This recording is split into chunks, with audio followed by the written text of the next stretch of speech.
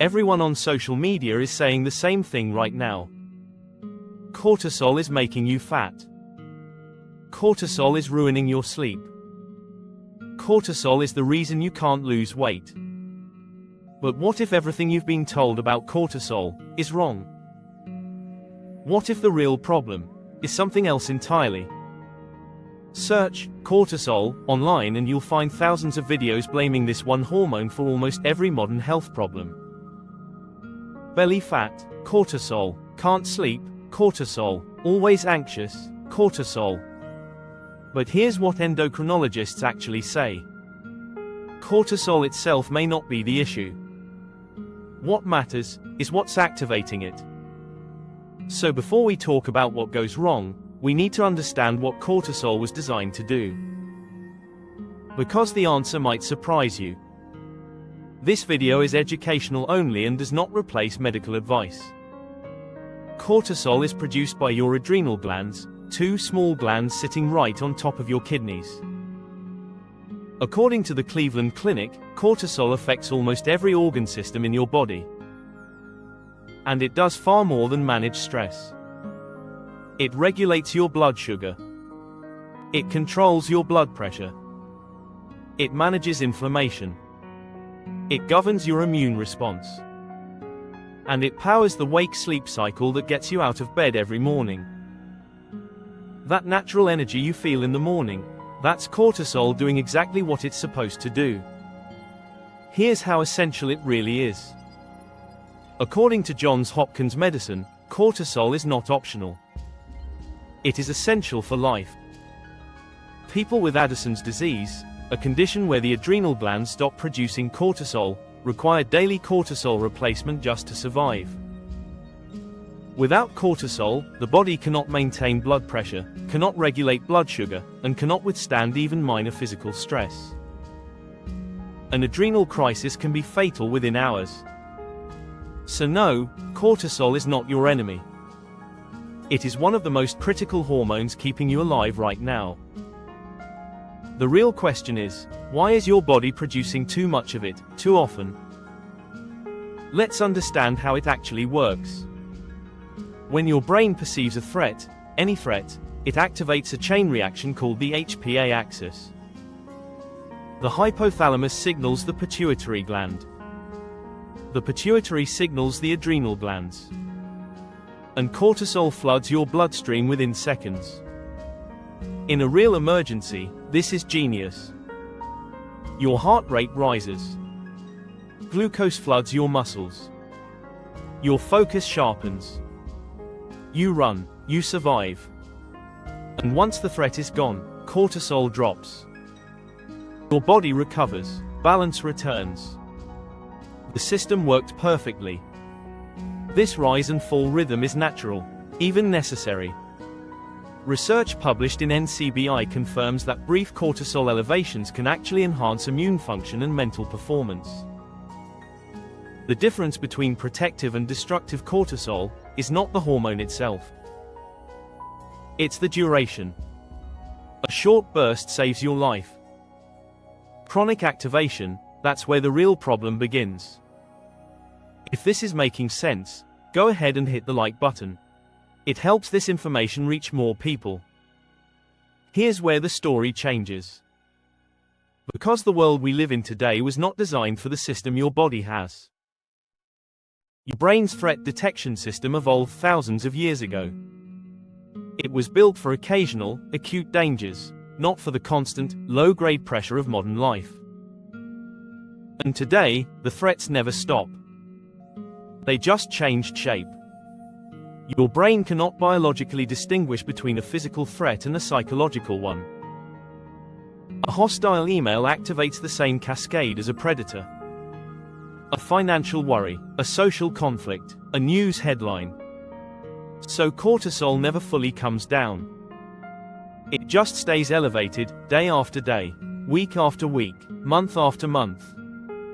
Research published in Frontiers in Psychology found that excessive screen time and constant media exposure create chronic activation of the HPA axis, the same hormonal stress pathway. And another study found something even more alarming. Using social media after a stressful event actually prevents cortisol from recovering, keeping your stress response stuck in the on position. Your body was built to handle occasional storms. But modern life has turned stress into the weather. Now let's talk about what happens when cortisol stays too high for too long. Research from NCBI shows prolonged cortisol elevation damages the hippocampus, the brain region responsible for memory and learning. This is why chronic stress causes brain fog, forgetfulness, and difficulty concentrating. Chronically elevated cortisol also drives insulin resistance, telling your body to store fat specifically around the belly. Not because of what you eat, but because of your hormonal state. This is why some people do everything right and still can't lose that stubborn weight. Cortisol may be working against them. A 2024 study found significant correlations between elevated cortisol and reduced immune responsiveness. You get sick more often. Recovery takes longer. Finally, chronically high cortisol flattens your natural sleep rhythm. Instead of dropping at night to allow deep sleep, it stays elevated, leaving you wired, restless, and exhausted at the same time. Tired but can't sleep. Gaining weight but eating well. Foggy but not depressed. If any of this sounds familiar, now you know why. Now, the part that matters most. What does science actually say you can do about it? First, breathing. Controlled breathing directly activates your vagus nerve, your body's biological stress reset. Clinical research shows structured breathing exercises can reduce cortisol levels by up to 25% within minutes. Try box breathing: inhale 4 seconds, hold 4, exhale 4, hold 4. Repeat 5 times. It's free, it's immediate, and it works. Second, movement, especially outdoors. Mayo Clinic research shows just 30 minutes of daily walking measurably reduces cortisol. And time in nature amplifies the calming effect on the brain's threat detection system. Third, sleep consistency. Going to bed and waking at the same time every day helps restore your cortisol rhythm. Dark room, cool temperature, no screens 30 minutes before sleep. These are not suggestions. They are evidence-based cortisol regulators. Fourth, food as medicine. The Cleveland Clinic identifies omega-3 rich foods, salmon, walnuts, flax seeds, as cortisol regulators.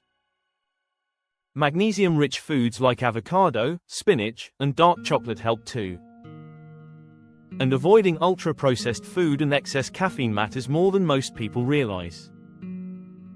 Fifth, mindfulness. A landmark Harvard Medical School study found that 8 weeks of daily mindfulness practice reduced cortisol by an average of 23%. Even 10 to 15 minutes a day creates measurable changes in your hormonal environment. None of these are revolutionary. But together, they send a consistent signal to your nervous system that the threat is over. And your cortisol finally gets permission to come down. So here's the real story about cortisol, not the social media version. 1. Cortisol is not your enemy. It is essential. Without it, you cannot survive. The problem is never the hormone, it's the environment that keeps triggering it without rest. 2. Chronic cortisol elevation is a signal, not a disease. Your body is responding intelligently to a world that never lets it recover. The question is, what can you change about that world? 3. The tools exist. Breathing, movement, sleep, food, and mindfulness are not lifestyle trends. They are scientifically validated ways to communicate safety to your nervous system and bring your hormones back into balance. You don't need to fear cortisol. You need to understand it. And understanding it gives you back control. If you're experiencing serious symptoms, please speak with a qualified healthcare provider for proper evaluation and testing. Now, here's something that connects directly to everything we just covered. If cortisol is disrupting your sleep rhythm, there's a whole other layer to this story you need to hear. Because some people do everything right, they get 8 hours, and still wake up feeling completely drained. And cortisol is only part of the reason why. That's exactly what we cover in the next video. Make sure you're subscribed so you don't miss it. Thank you for watching until the end. See you in the next one.